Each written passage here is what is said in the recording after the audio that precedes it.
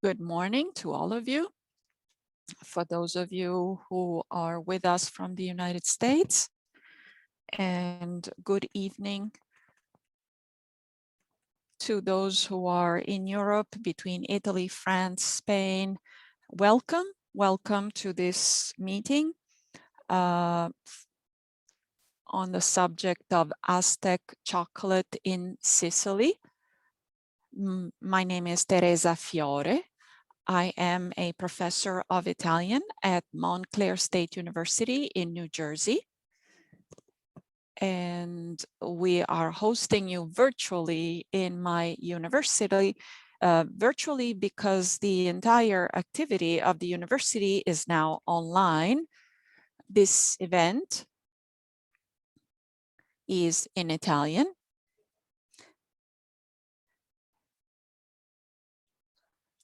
And we have also simultaneous interpretation in English and in Spanish.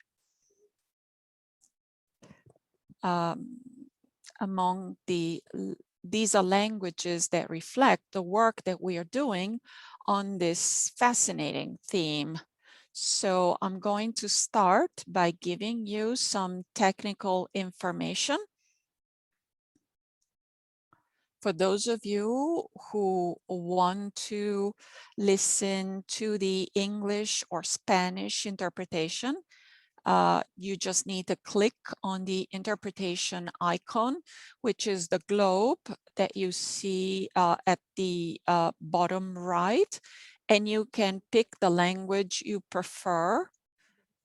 You can silence the original audio and listen only to the interpreter's voice, or you can deactivate that and listen to the original. This is another symbol that is important, that for Q&A, which will be used for the final Q&A. But if you have any difficulty, please feel free to write to us in the Q&A and let us know. If the interpretation doesn't work, please leave Zoom, download the most recent version of Zoom, and everything should be updated and should allow you to listen to the interpretation. So this meeting was organized, as many that we have presented also in Montclair State University, by the Inserra chair that I have the honor and pleasure of occupying in the past 11 years. This allowed me to create a network with wonderful experts and artists of many different fields, mostly between Italy and the United States. But this geography is pleasantly becoming more complex. And as you can see today, we are including other countries. The Inserra family is supporting us. They are involved in food distribution via a supermarket channel. And so there is also an interest there on their behalf. The Inserra events are always organized together with other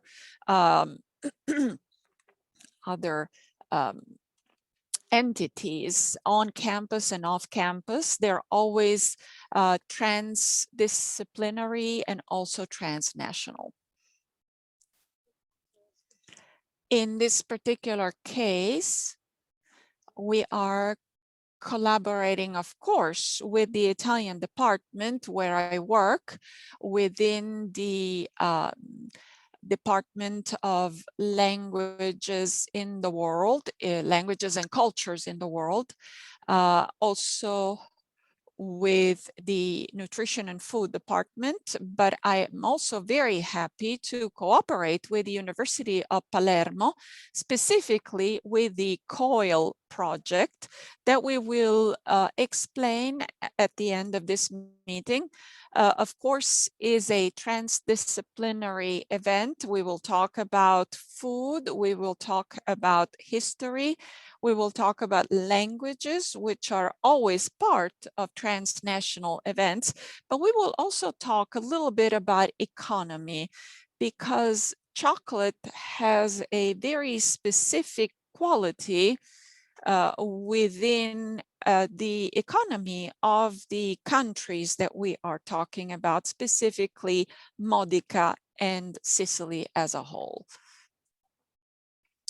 Transnationality is clear on its own. We have a very complex geography, which includes Italy and Sicily specifically, includes also Mexico as the location where chocolate was invented, historically speaking, but it includes also the United States as a location.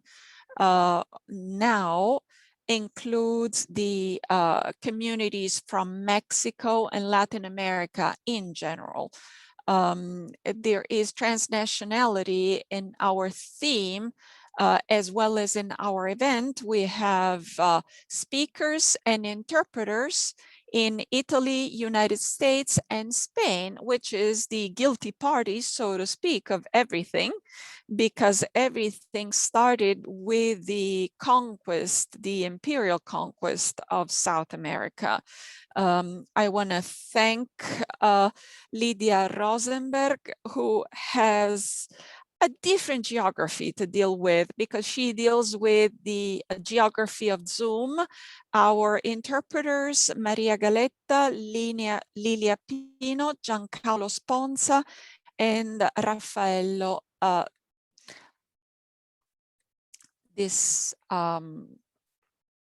This is part of a series which is called Dentro, Afuera, interconnections between the Italian and Spanish and Latino American culture. Our campus has been designated at a federal level as Hispanic serving institution, because there is at least at 25%, we actually have 33% of students of Latino American Hispanic origin. This project, and this is a little bit more recent, is part of a research that has been supported by Washington as well. It's a project that it's called Memory Present, the Spanish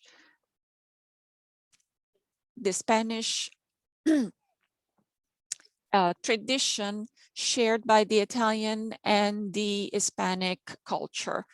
So we have been doing this not only with chocolate, but with many different resources, such as novels and stories, such as the one that we will tell today, connected to food, nourishment, architecture, religion, etc. We will also interview students that have a background encompassing Italy and Latin America, and maybe also their residency in the United States. So as you can see, there's sort of a triangulation in this great project that today touches on chocolate specifically. And this is connected to a course in that is being held in Montclair State for 4 semesters, and it's Italian for Spanish speaking people. Today we will be talking about chocolate from many different points of view. And I wanted to start with touching upon specific points. Aztec chocolate is an historical product of exchanges of transnational routes within an empire where, as you can see, sun was never setting, and included southern Italy, Sardinia, and Milan.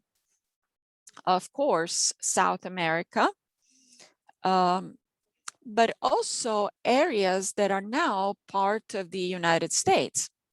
So this is the geography that I was referring to before.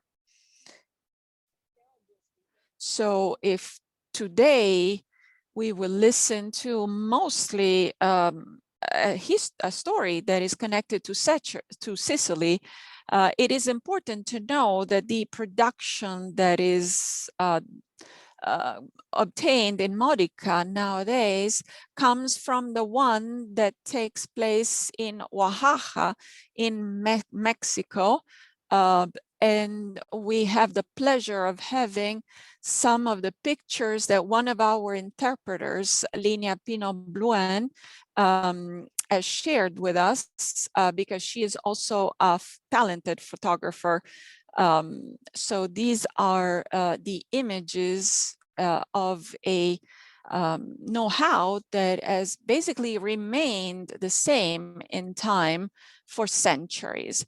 So thinking about this constant trip that chocolate made, I want to share with you a document that is extremely precious. And I want to thank Pierpaolo Ruta for sharing it with us, because it has also a familiar history. Ferdinando Scianna, a very important photographer from Sicily, traveled in the Oaxaca region in Mexico, and in his book, Ti mangio con gli occhi, that was published by Contrasto, talks about this city and describes a series of culinary meetings, but also the meeting with a scent, the scent in which chocolate was being made. And he was so captivated by this. And I want to share the sentence when he talks about this in his book.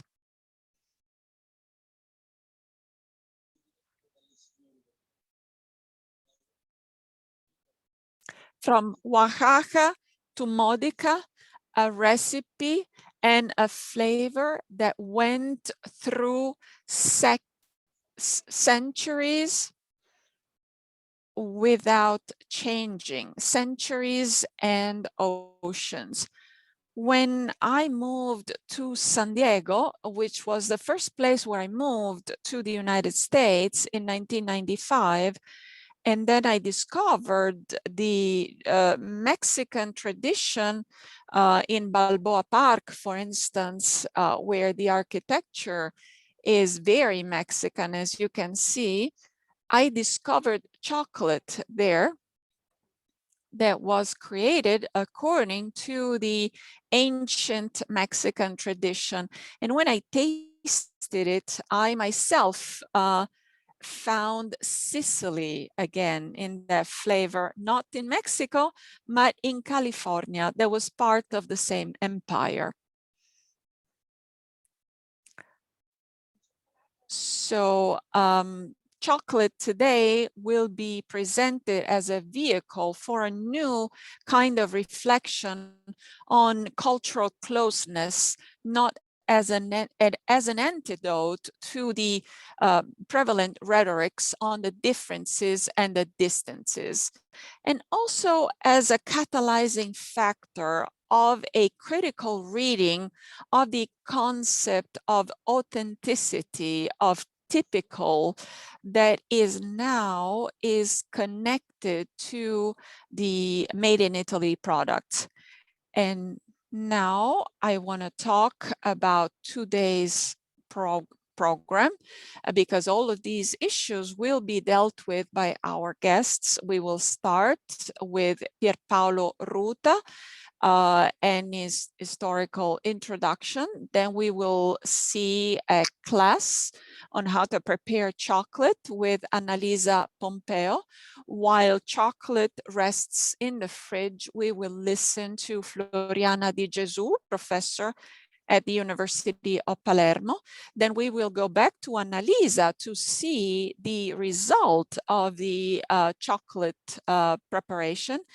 And then there will be the Q&A to answer the questions that you can ask us at any time in the Q&A during the event.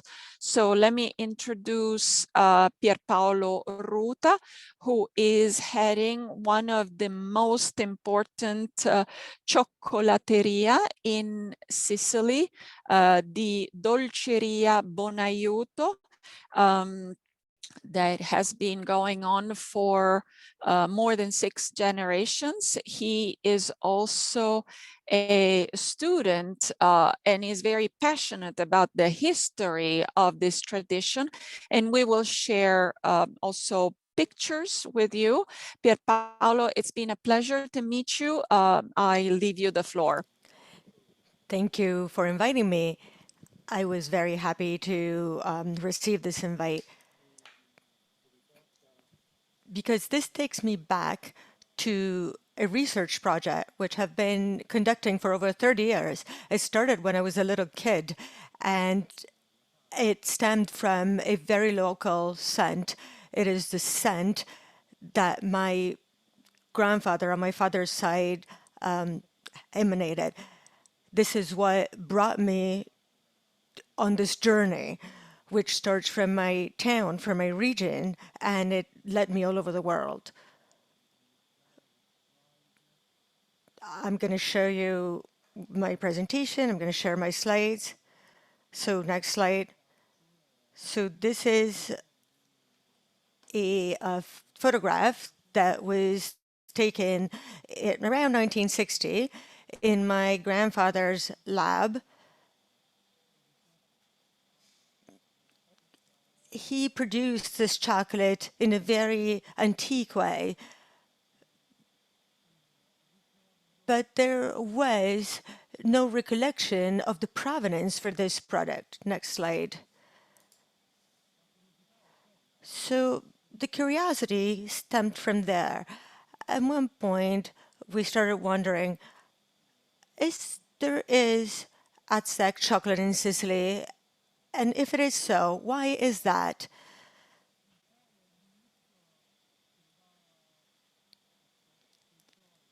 In the beginning, we took these words by Leonardo Sciascia, an Italian, a Sicilian writer, who found in Spain a chocolate that is very similar to the one that we have in Modica.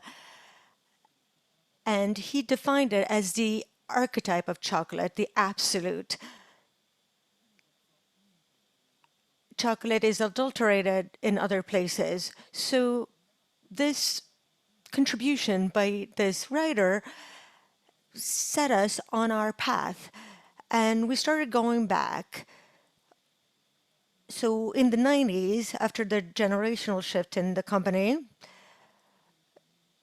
led me straight to Spain.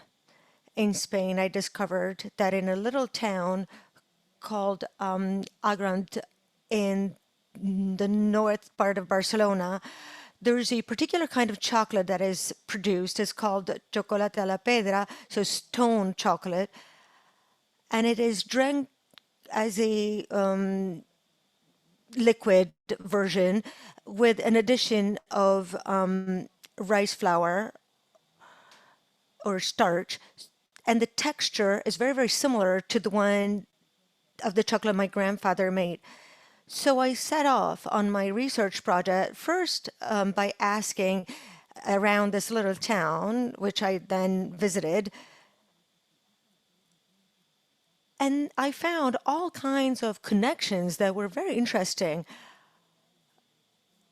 So what we now call chocolate is a chocolate with the addition of sugar, but sugar most likely, according to the Spaniards themselves, came from Sicily. Therefore, this is already an interesting connection. Then we found out that the profession of chocolatier was based on carrying around this stone on a cart and then making chocolate at people's homes. And I found a contact because I knew somebody called Luigi Baglieri in Modica who died last year, and he was the last peddler chocolate maker. He produced a chocolate in people's home or at home from the 70s onwards, and he would sell it, peddling it around the way that people sold things at that time. So it is incredible by looking at the material I received from the town of Agramunt that the two types of chocolate that existed were the vanilla scented chocolate and the cinnamon chocolate, which is exactly the same type of chocolate that we were making in Modica up until 30 years ago. And it's the same chocolate that Shasha was talking about in the writing we discussed earlier.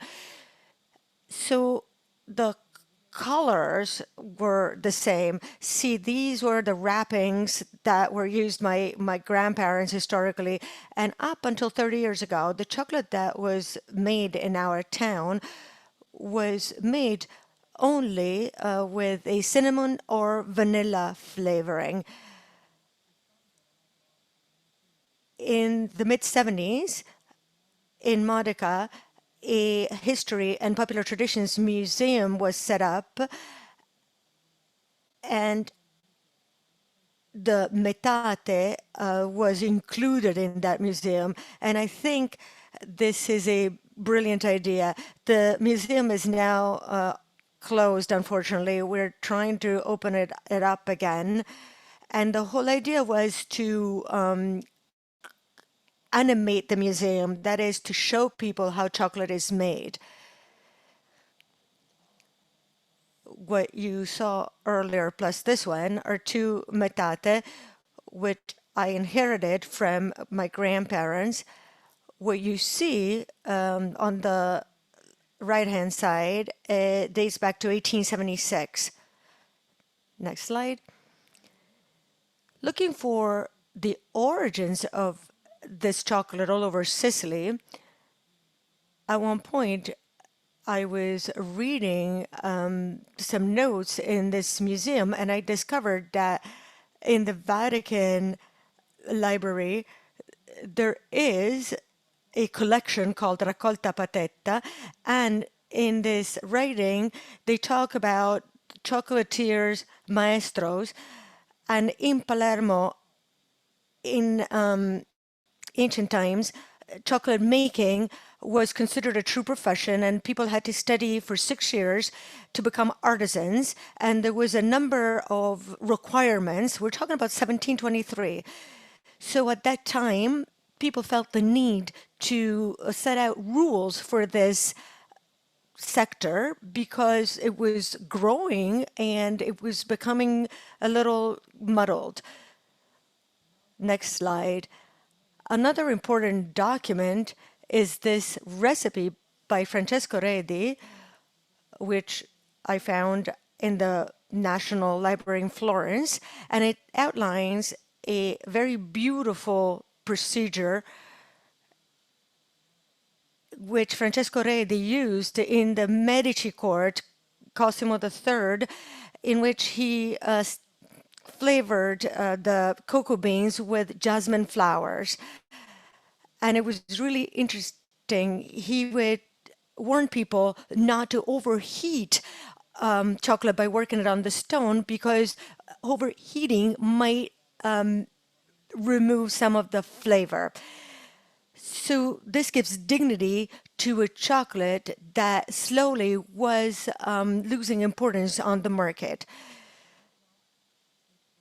unbelievably, I found a few years ago this ethnography publication, which was published in France in 1920, in which a researcher of Spanish origin talked about metate, the stone that chocolate was worked on. I discovered that in France, this stone was used at the end of the 18th century, and they had understood very well that this type of processing was a path that had started in South America and it had arrived in Europe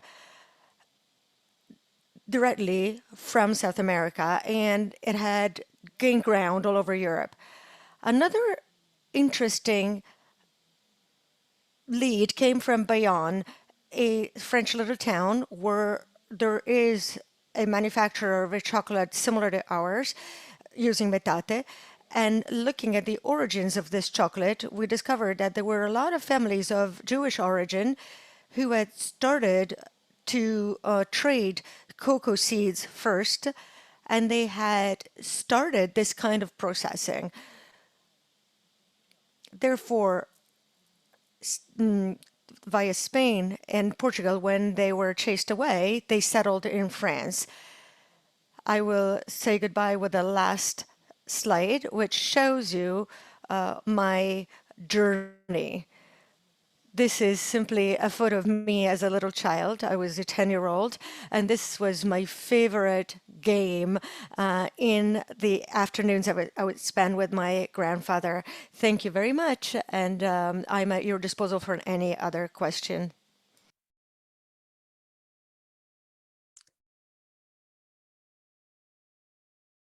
Thank you. A beautiful itinerary, very personal, with this image that basically shares with us the fragrance of chocolate, which is clearly the magnet that attracts us all.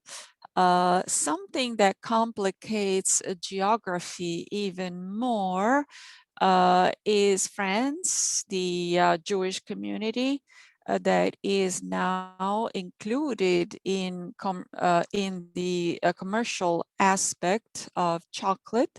And let's see how this concept of typical, authentic, local is a bit dissolved once we start um, uh, deepening the understanding of these products. And now let's go to how we prepare this wonderful product, which is chocolate. We'll do that with Annalisa Pompeo, who actually was the one who started this whole idea, and then it expanded in many different directions. I had a chance to meet her personal story. She is an accountant. She works in HR, but it's the scent of her grandparents and her grandmas in particular that brings her back to the kitchen, the family kitchen, and transforms a private experience into a work experience with a startup that is based in Agrigento in Sicily and embraces the farm to table philosophy, the Mediterranean diet. She traveled with these concepts in the United States, where she comes regularly, as well as she brought it to Germany. She is connected with the farm park in Favara. She is also an ambassador of local products and local producers. she is connected also with the Diodoros project, which supports the biodiversification in agriculture in the Valley of the Temples in Agrigento, where I also grew up. And therefore, it's a special pleasure for me to welcome Annalisa Pompeo. Thank you, Teresa. Thank you. I am really honored to be part of this beautiful family. What can I say? I was really, really moved by seeing the pictures of Pierpaolo when he was a child, which is connected to the knowledge, the flavor of the grandparents, and they are the salt of life. And when they leave us, a big piece of our heart disappears, but they leave a lot with us. So the minimum we can do is to carry on what they transmitted to us, even if we were not aware of it. As Pierpaolo said, for him, it was a game to play, making the chocolatier. But I think that all of these passions that are born when we are a child, then they grow in us, and who knows what they will become. As I said, I never even thought of it because my world was that of HR, professional training. And then there is something within you that tells you that you need to do something for your family, for your children, for your land, Sicily, that you feel so close to you. I am honored today to show you how we can make chocolate with a very simple recipe. But as Pierpaolo was saying, you need to pay a lot of attention. Now, these days we have the temperature, the way to measure temperature with a thermometer. But you can imagine a long time ago, the stone did not have to heat too much, because otherwise we lose all those flavors and scents of the cocoa. And so today I want to show you how to make this recipe. And there's a lot of people that ask me to make a video, but you know, that's how Teresa came in the picture and with this project. So on the website of the university, you can already see the recipe. However, we know the ingredients and all the tools that we need to create this chocolate. There's just a couple of technical suggestions. You can see me.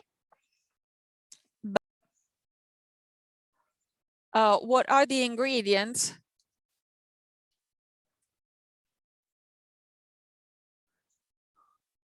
You can see 100% cocoa.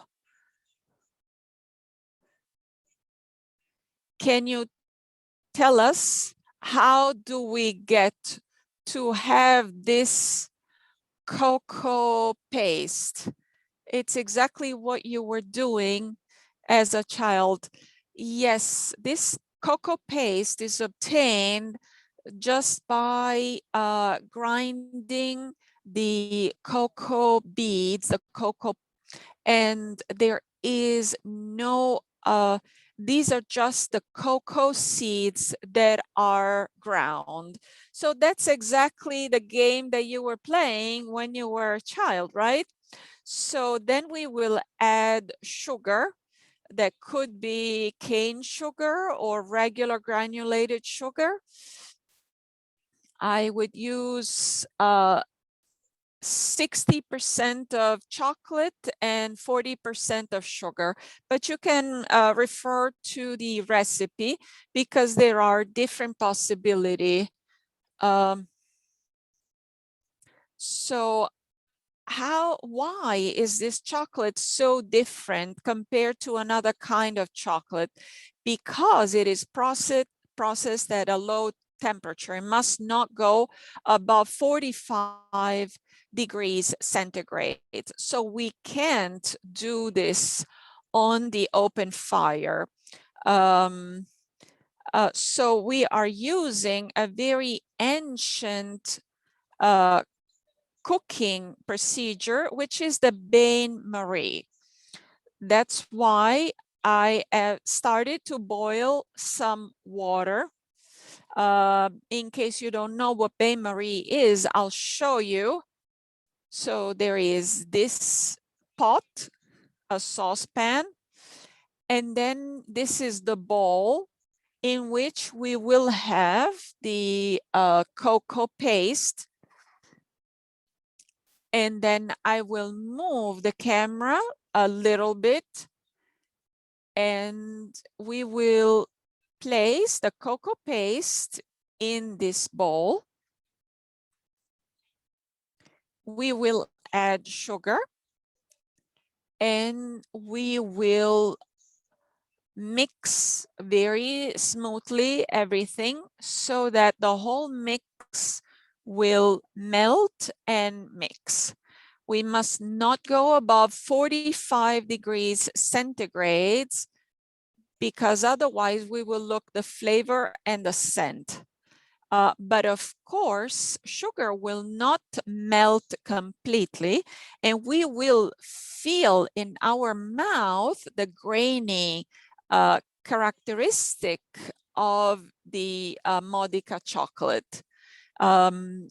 We have different techniques we can add for adding flavors. We can add them in the bowl, or we can also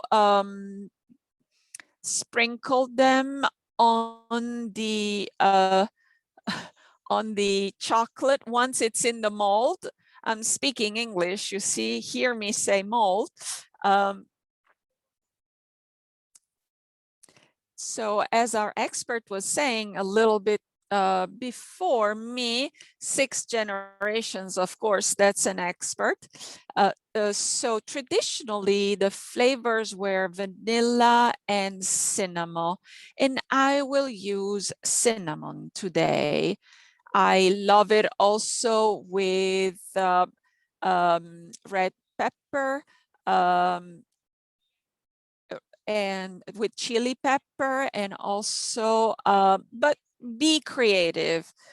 You can use different flavors. Once you learn a technique, you can play with it. You can also add salt or other flavors. So I'll take you with me. So please tell me if you can hear me, if you can see me well.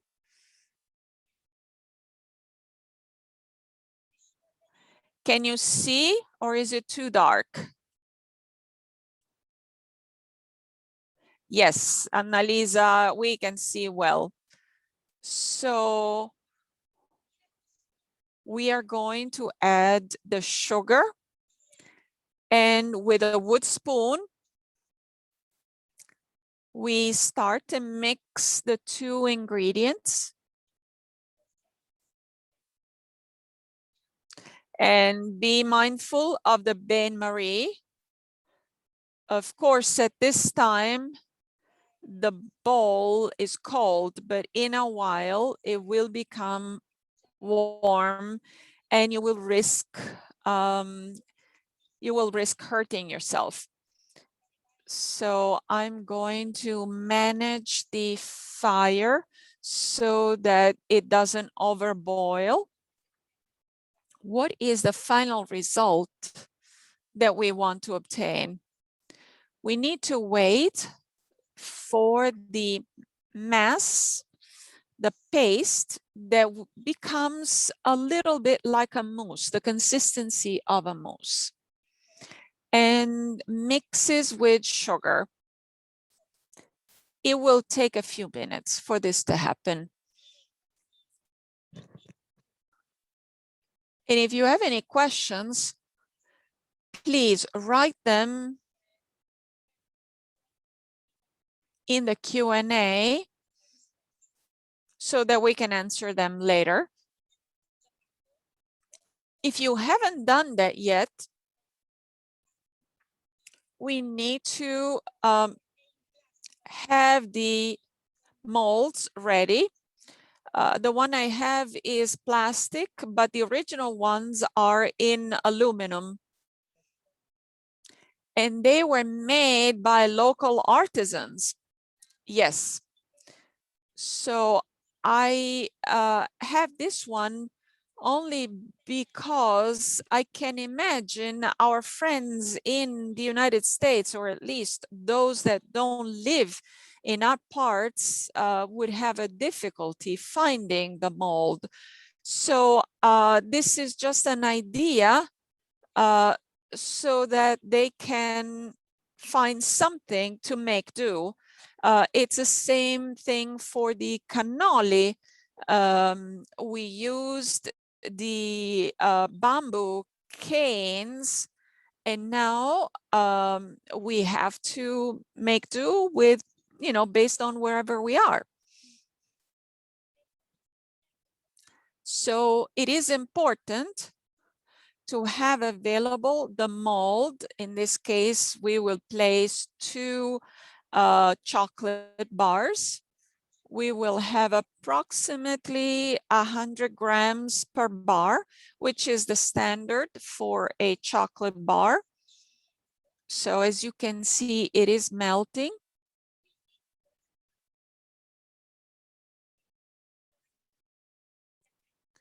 So as far as the tools are concerned that we need ready, we need the mold, we need a spatula or a culinary sac à poche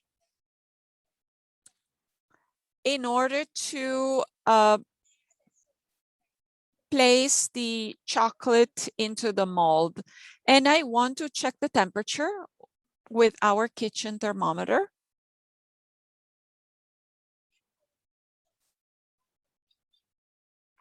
So Pierpaolo, how did we do it in the past? Well, this was done only by basically brushing against the stone, which would grind the chocolate.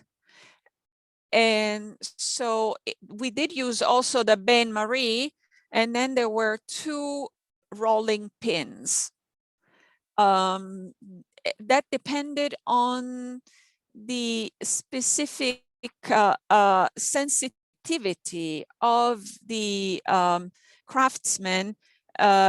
He would touch the stone with his lips to see how to see if the temperature was correct.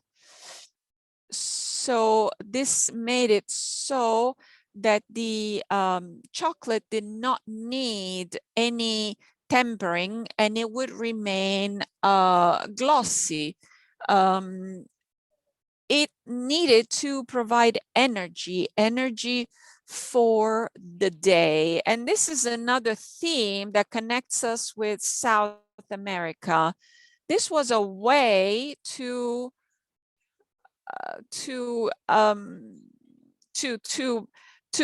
give you energy, to give you a luncheon, so to speak, a breakfast.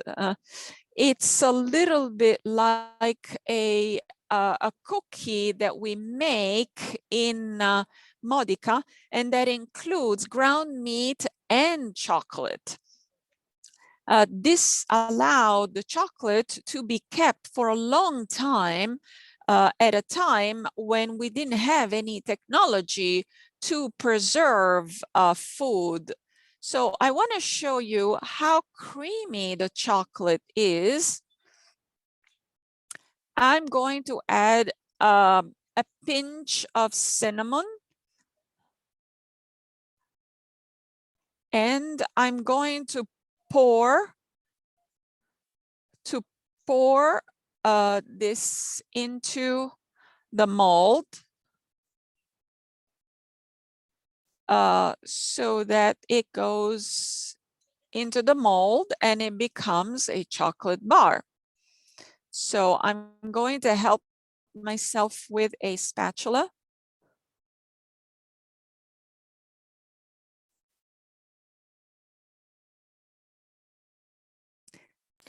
Now comes the fun part. I hope you can see me. So we need to move around our little bar because we need to allow, well, wait, this thing is called, and that's a technical term, the beating. Is that correct, Pierpaolo? I like to say it in Sicilian, nacatura. It's so much more poetic in Sicilian, nacare. It's a term that is of Spanish origin. This is what our interpreters told me when we were doing the sound tests. So, nacare, nacare, rocking, literally rocking. So, why do we do that? I don't know if you can hear the sound of it, but this is something that must be done quickly. And see what I'm doing?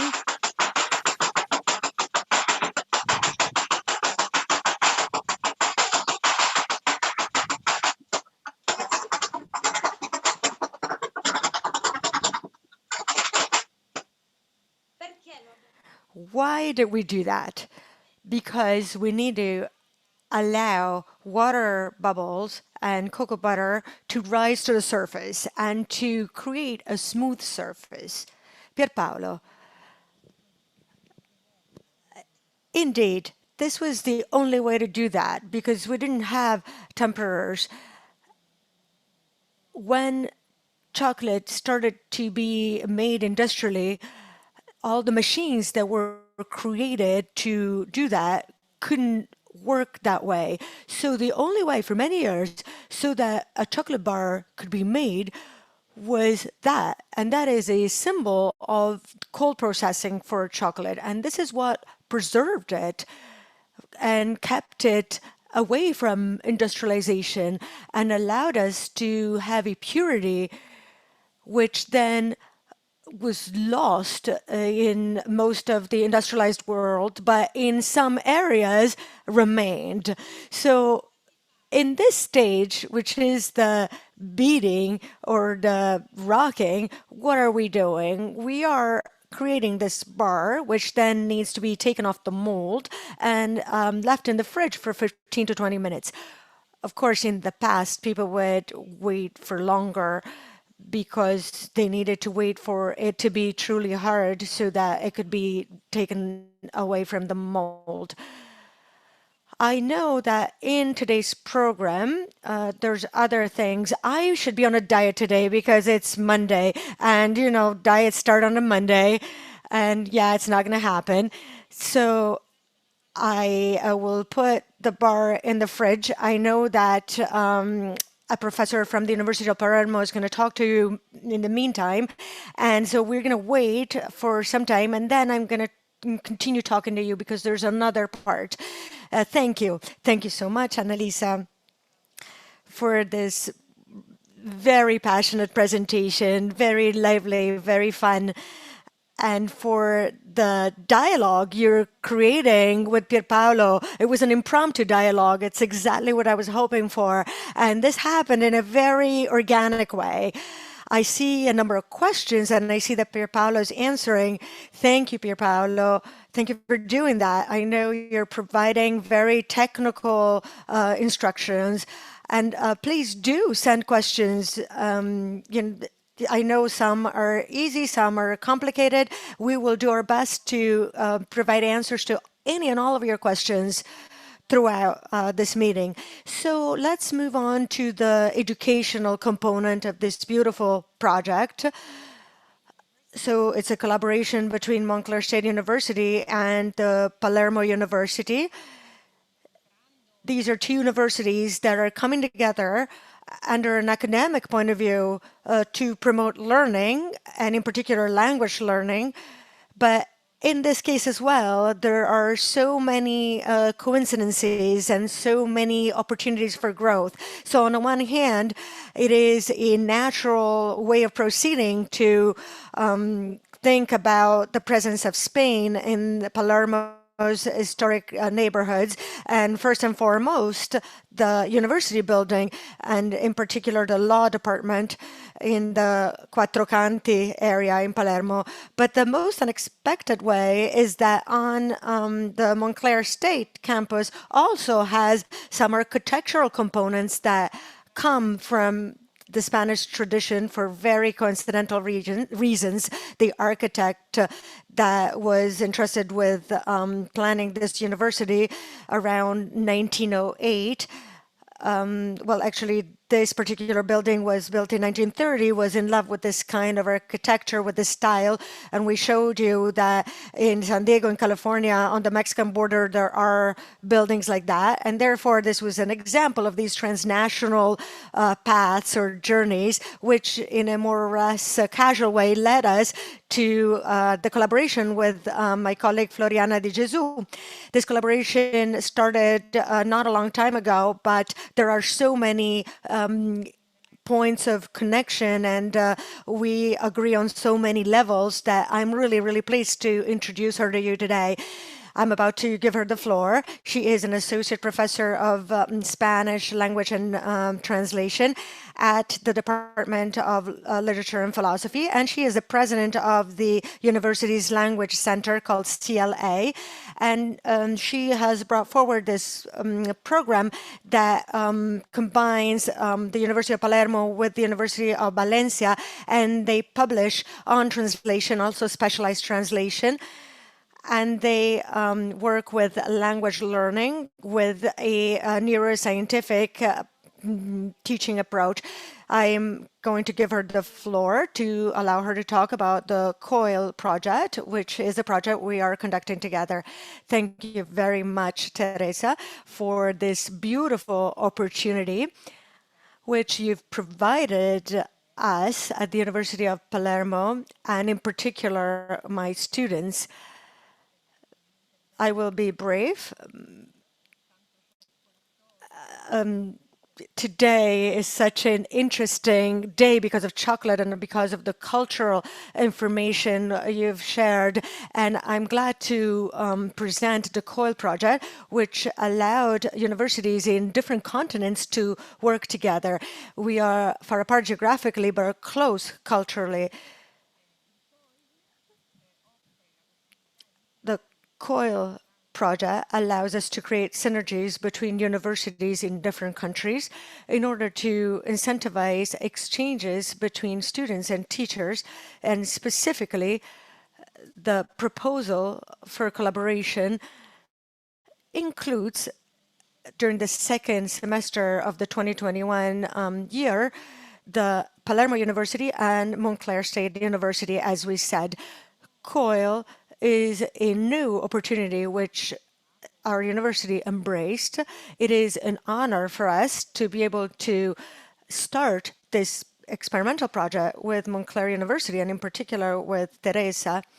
Teresa, for many years, has been working very hard creating cultural initiatives and teaching experiences promoting Italian culture.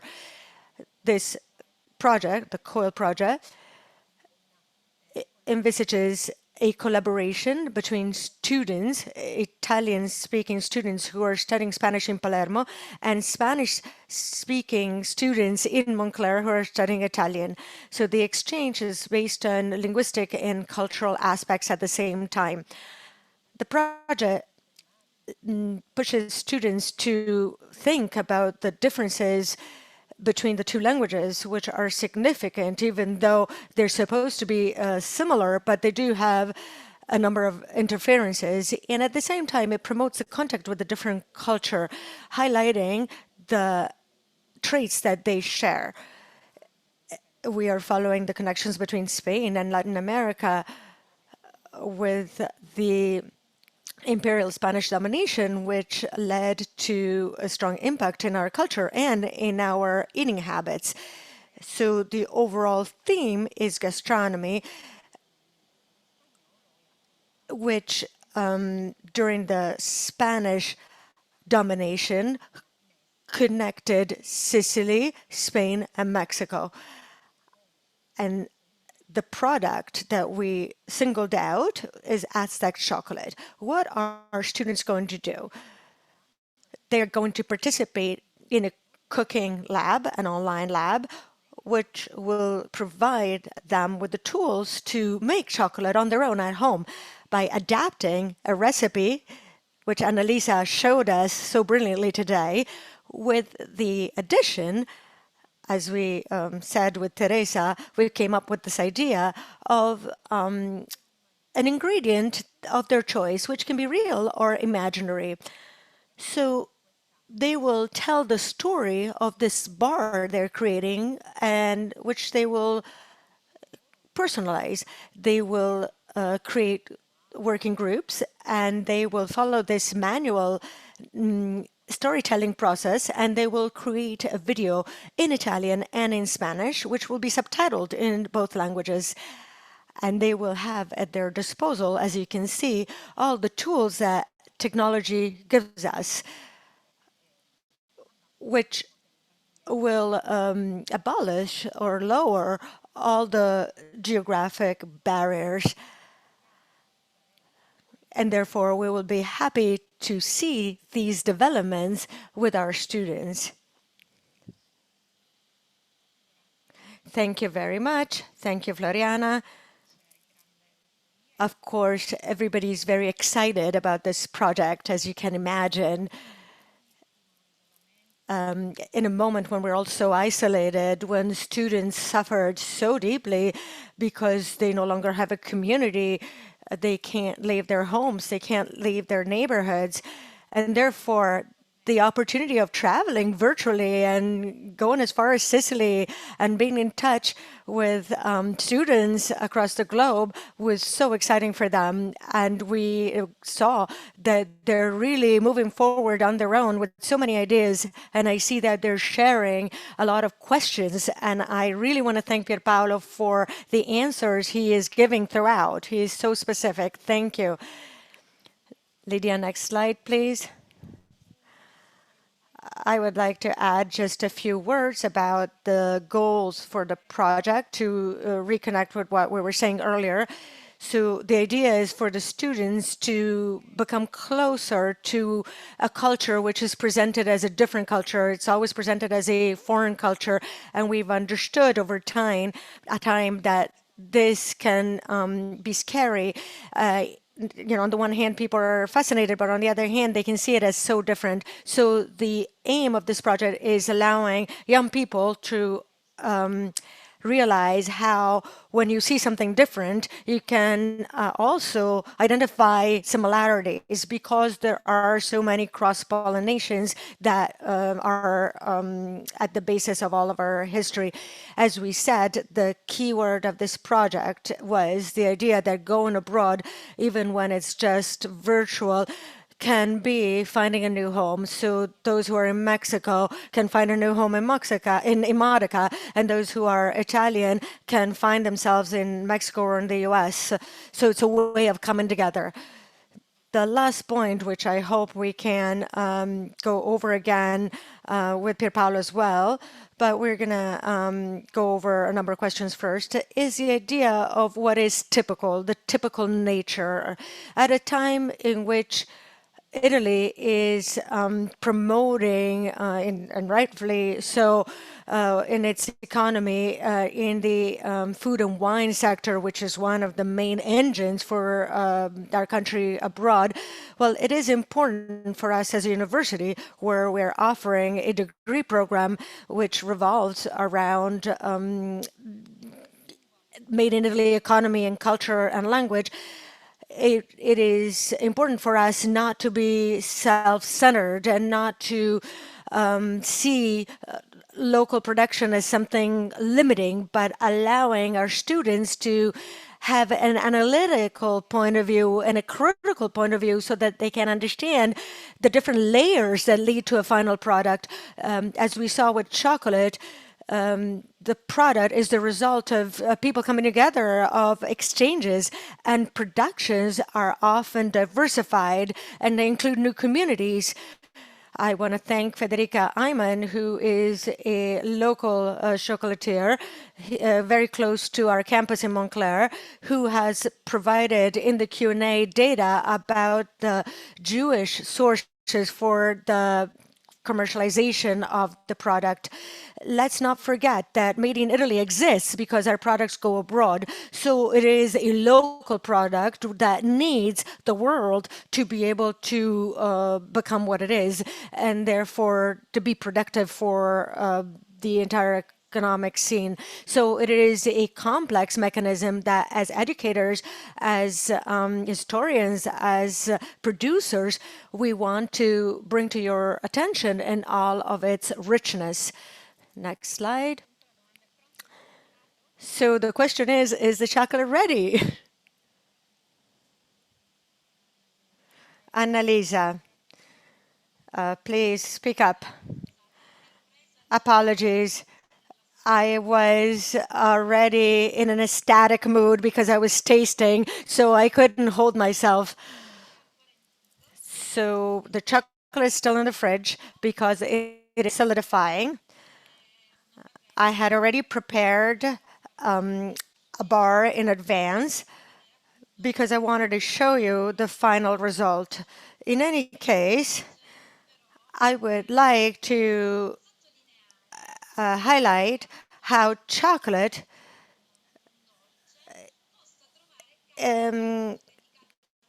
which is seen as a dessert normally, but it can find its place also in dishes that apparently have nothing to do with chocolate.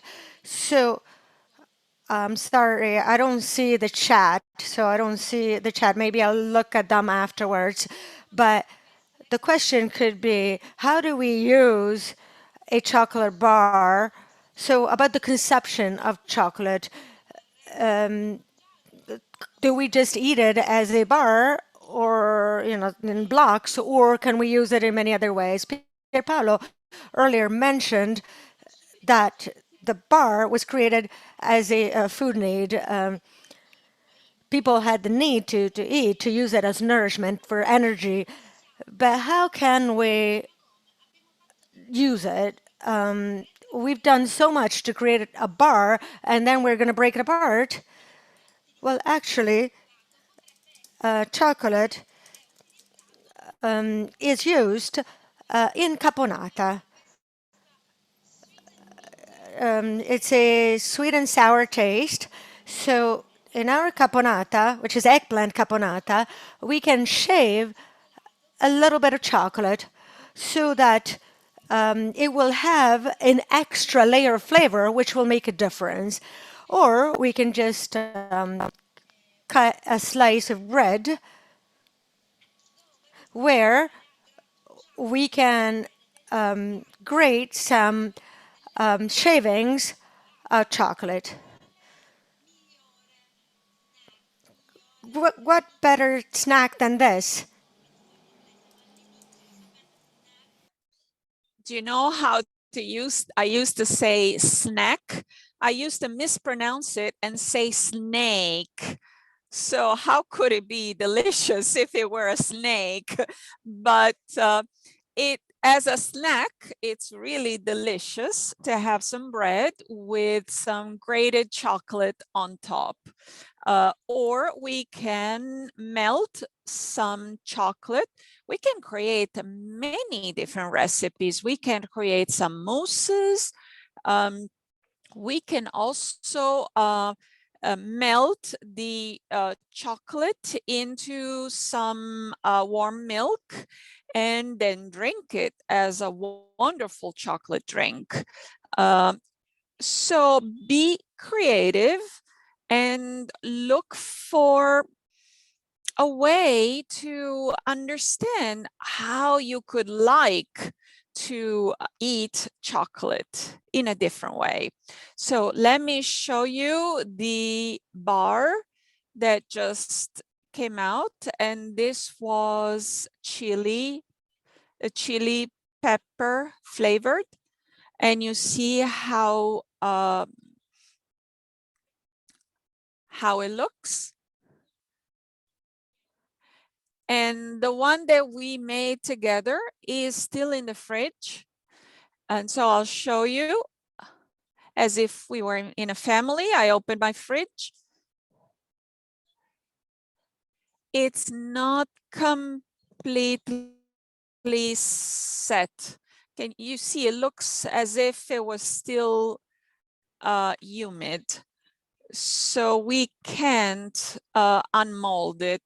But how would we do it? We have to turn it upside down. We need to turn upside down the mold.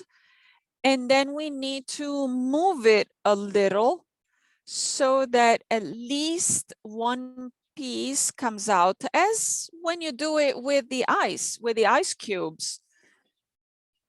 I believe there are, but Pierpaolo knows better than me. I do not know if online there are silicone molds. Do you think, Pierpaolo, that would be good? I think nowadays polycarbonate or silicone can work well, and there's no problem because it doesn't have any bad reflection on the chocolate. A different shape will not create a problem for the chocolate bar. Great. So all our friends all over the world can do it. So I'm going to put it back in the fridge. Thank you, Annalisa. Thank you very much. Thank you for all of those explanations that made it very accessible to make Modica chocolate at home, and also with all these suggestions that, as Pierpaolo said, are basically based on the circumstances that we live in. There are different suggestions to preserve the humidity, etc. This is just the beginning. So now you are breaking the chocolate bar, and the molds, the traditional molds, have grooves, and that makes 4 parts, and each part is used for 1 serving of hot chocolate milk. So there is an engineering thinking behind it. So I don't know if the camera can show it. Do you see the granulosity of the chocolate?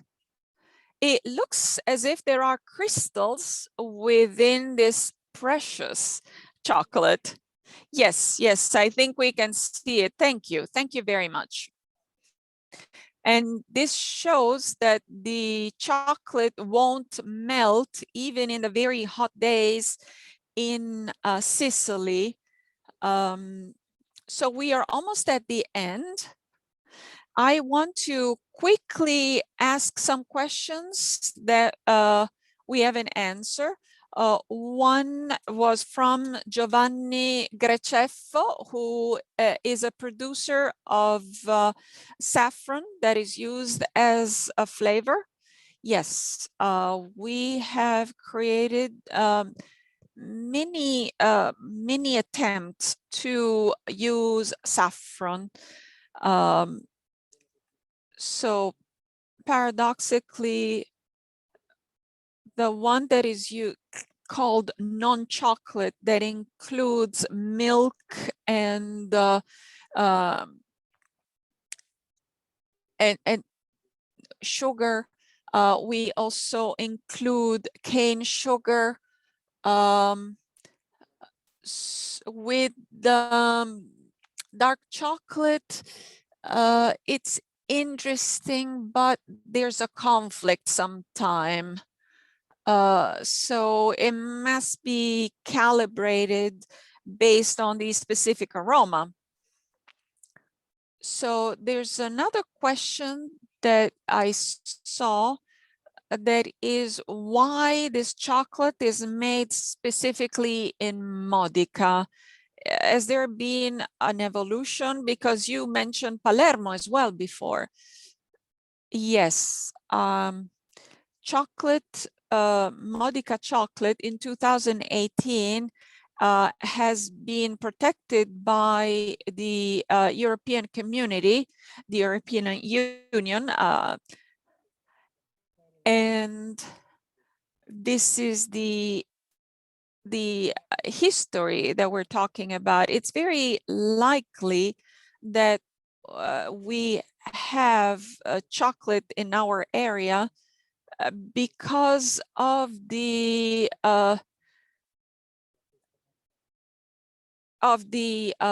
vision of our ancestors that made it available constantly for the entire year. We know that towards the end of the 18th century, in Europe, at that point, the texture would have been very similar to the one that we are making in Modica now, and also very similar to the one alla pedra that is of Spanish origin. And I want to ask you, what is your favorite scent? And also, what are the aromas that meet the taste of current days customers? How did the approach to this kind of chocolate change? There are definitely certain things that are more emotional. So I said cinnamon, but I didn't say the real truth. The reason is that that was the smell that my grandpa had when I hug him. And so that's why that reminds me my grandpa that came back home and he smelled of cinnamon. And so there was one area in the home where all these scents would meet. Nowadays, we go in different directions.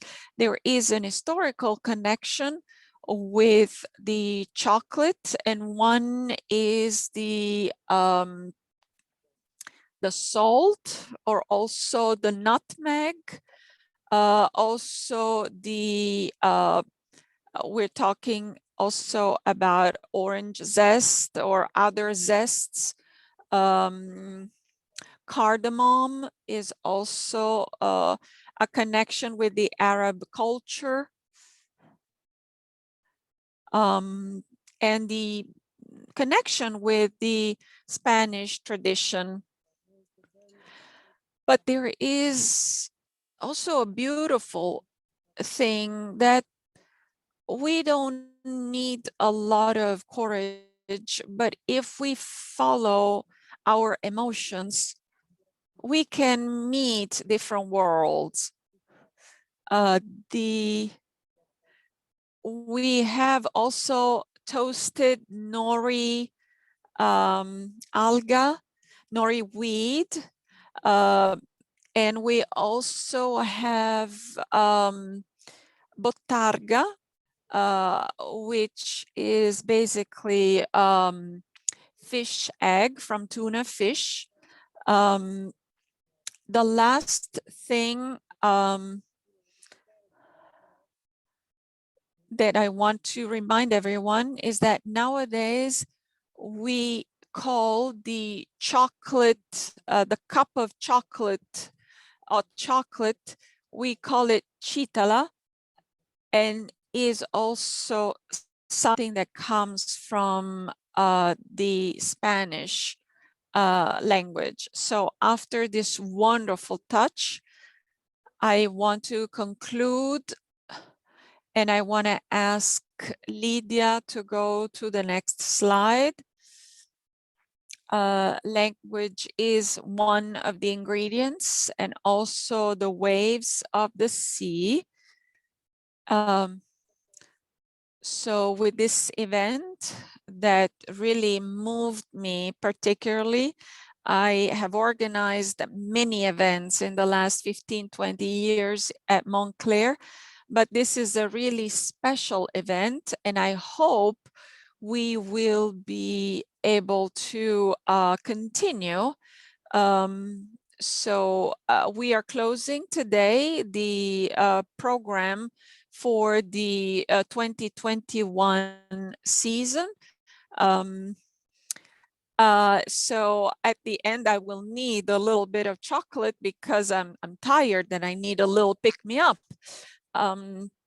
So you will be able to watch this meeting on our YouTube channel together with all the other events that we had this year, but also in the past. You can follow us on the social media. We can check our website, and you can write to me for any questions you might have. So we will have a summer intensive study class for the high school students, and they can obtain also the university credits. This will take place in July. We hope in a better conditions so that we can be community, and also because we are part of the metropolitan area of New York, where Made in Italy is very present. I want to thank all of our guests with all of their knowledge, their professional experience. And I want to thank all of you who connected from all the countries in the world. I want to wish you a good continuation of your day. Thanks again.